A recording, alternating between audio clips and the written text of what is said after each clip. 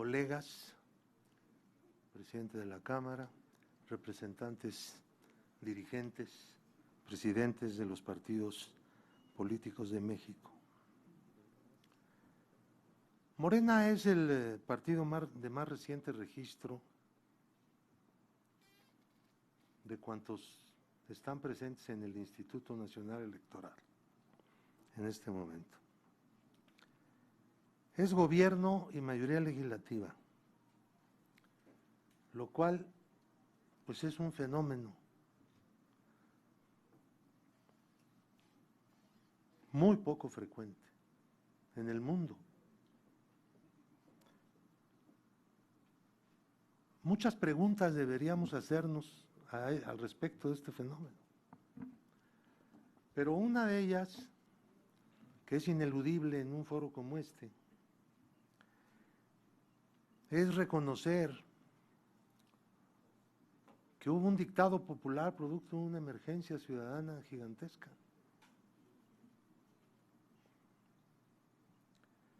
Y que ese dictado hay que expresarlo en cambios de fondo para no defraudarlo. Es muy sencillo que un partido que no ha ganado las elecciones interprete el sentido del voto de quien ganó. Pero esa no es su función es tratar de revertir el dictado anterior y ser mayoría. Y entrar a la lucha política para ser mayoría, pero no desconocer una situación política que le fue adversa. Son dos métodos. Uno de ellos no es democrático, el que trata de desconocer el hecho democrático. El otro sí lo es, porque trata de cambiarlo, de revertirlo, por la misma vía. Como lo hizo la fuerza que obtuvo la mayoría. Exactamente así.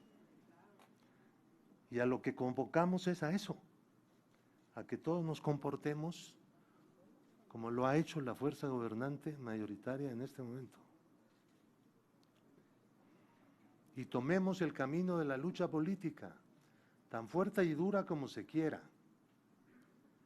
no leal con el adversario, sino con el país, no con el poder, sino con la ciudadanía, a la que debemos lealtad por encima de cualquier otra estructura de Estado. Porque a la hora de la votación son los ciudadanos.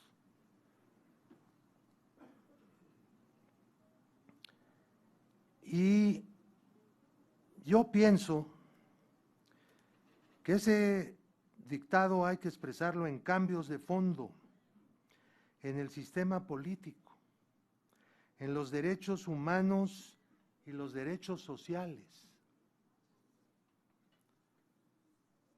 La democracia directa y participativa no elimina la representación política,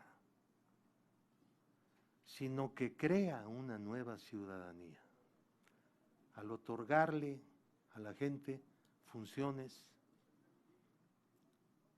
nuevas también. Los ciudadanos ya no son consultados solo en elecciones, sino sobre decisiones que afectan a muchos o a todos.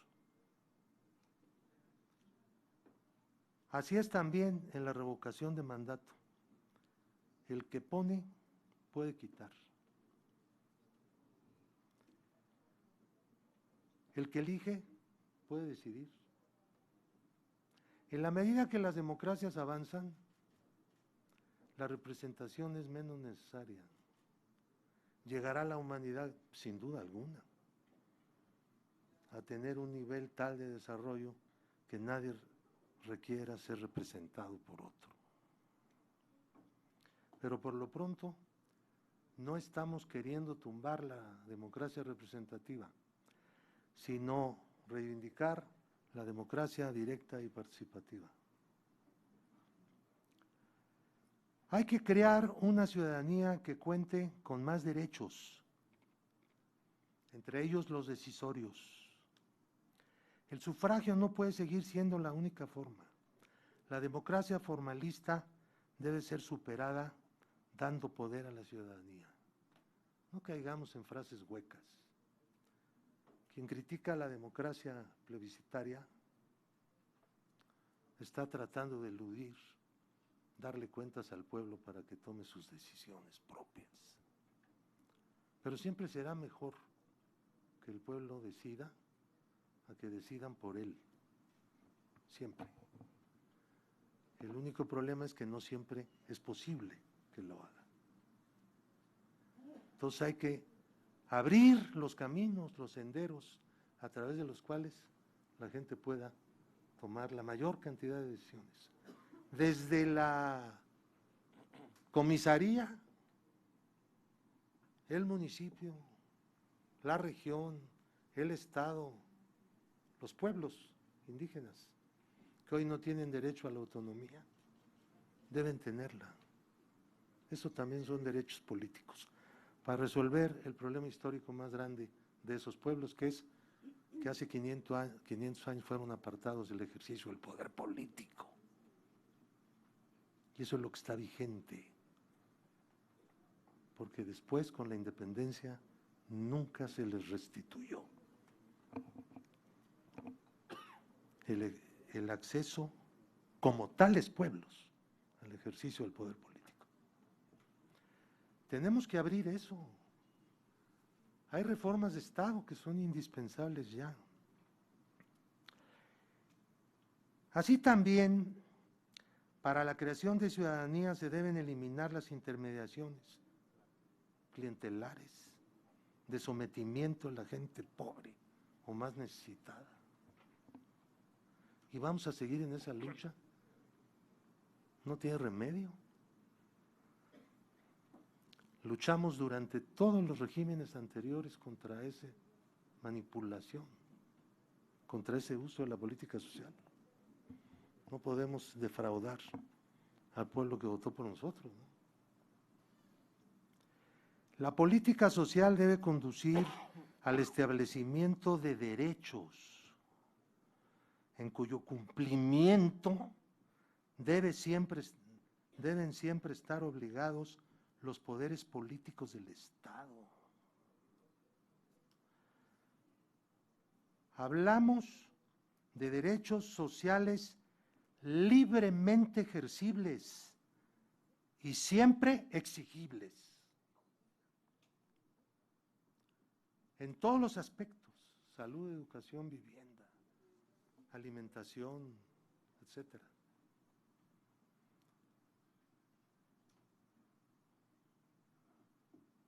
Es ineludible que también intentemos reformas de carácter político electoral, ¿no?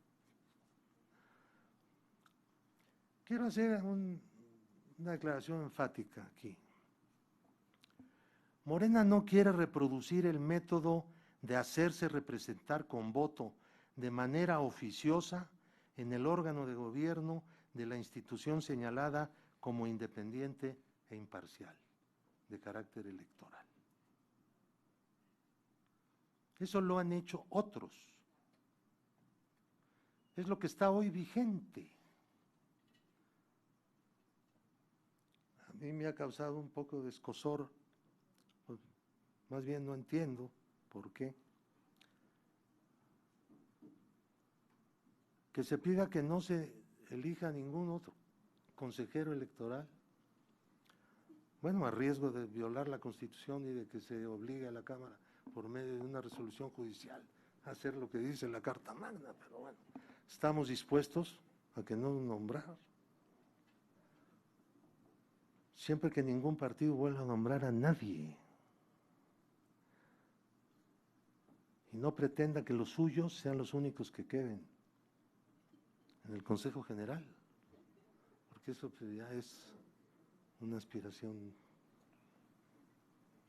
un poco extraña, rara, sobre todo que se confiese. No queremos, insisto, no deseamos eso. No tenemos a nadie en el Consejo General, no tenemos ningún compromiso con el pasado, en el cual el órgano de gobierno del aparato electoral estaba o se componía de representantes virtuales de los partidos. ¿Cuál es el nivel de independencia e imparcialidad de un órgano como ese? No existe en ninguna otra parte del mundo algo así. Eso es único en México. Yo me pregunto hasta dónde vamos a seguir con esa singularidad. Llegamos a un acuerdo más bien de civilidad, irrenunciable, efectiva y sin simulaciones. Seguir el camino de la simulación no es lo mejor para el desarrollo de un sistema democrático electoral. Invitamos a todos los partidos a conversar sobre este tema, así como otros muchos, con el objeto de buscar un nuevo consenso sobre la autonomía, imparcialidad, apego a la legalidad y eficacia del aparato electoral del país. Tenemos un servicio profesional construido que puede ser una base formidable para alcanzar las reformas más convenientes para el país, aquellas que aconsejen los consensos basados en la crítica sincera de la realidad que hoy tenemos.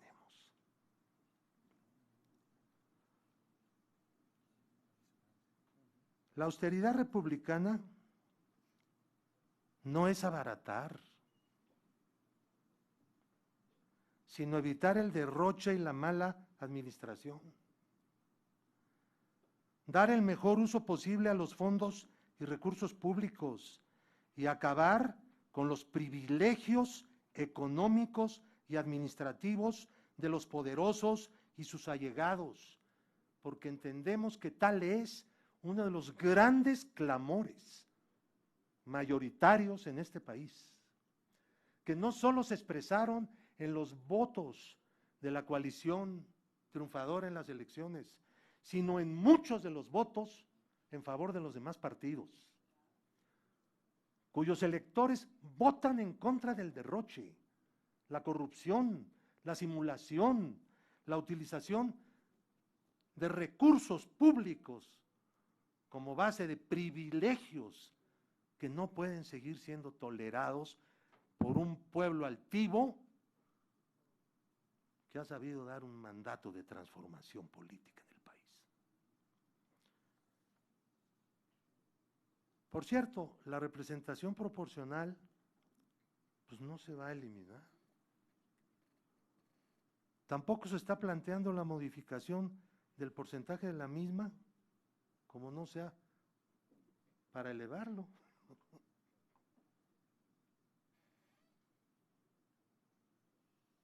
Como lo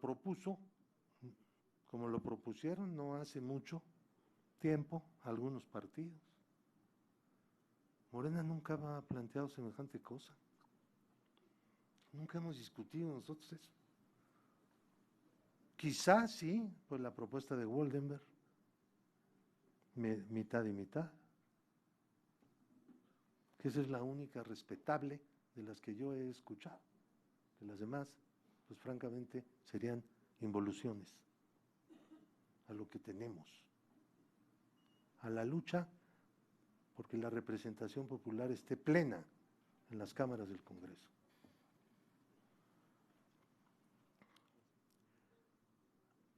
Miren ustedes, más que discutir lo que no, pues es necesario avanzar hacia un proceso crítico que nos lleve a que sí. Ese es el mejor método para poder llegar a consenso. Y más que creerle a cualquiera que escribe o se expresa en medios de comunicación, en redes sociales, o en esto o en lo otro, pregunten. Yo les propongo un pacto. Pregunten a las fuerzas gobernantes y a los partidos que la integran antes de atribuirles intenciones que no tienen o inventarles cosas.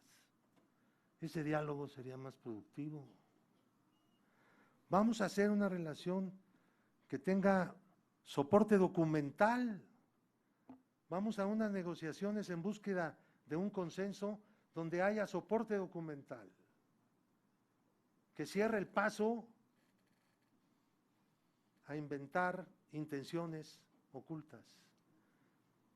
Mucha gente habla hoy en los medios políticos.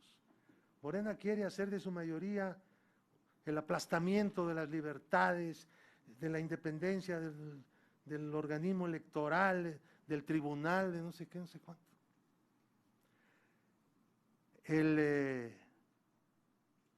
Hasta donde yo sé, los mecanismos de control del gasto no le quitan a ningún organismo público ninguna autonomía, ¿no? Todos tienen auditores internos nombrados por la Cámara. ¿Por qué no otros? El mismo INE lo tiene. ¿De qué manera le quitamos al INE autonomía por eso? Es decir, el problema no está ahí. El problema está en el diseño. Señores y señoras, estamos abiertos a la búsqueda sincera, crítica, verdadera, comprometida de un consenso para hacer una reforma de Estado y una reforma electoral, para tratar de hacer avanzar la democracia como la ciudadanía mexicana ha expresado de 1000 formas que desea que se haga.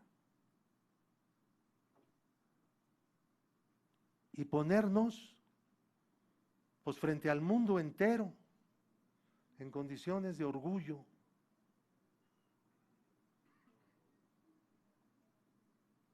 en condiciones de sostener o mejorar siempre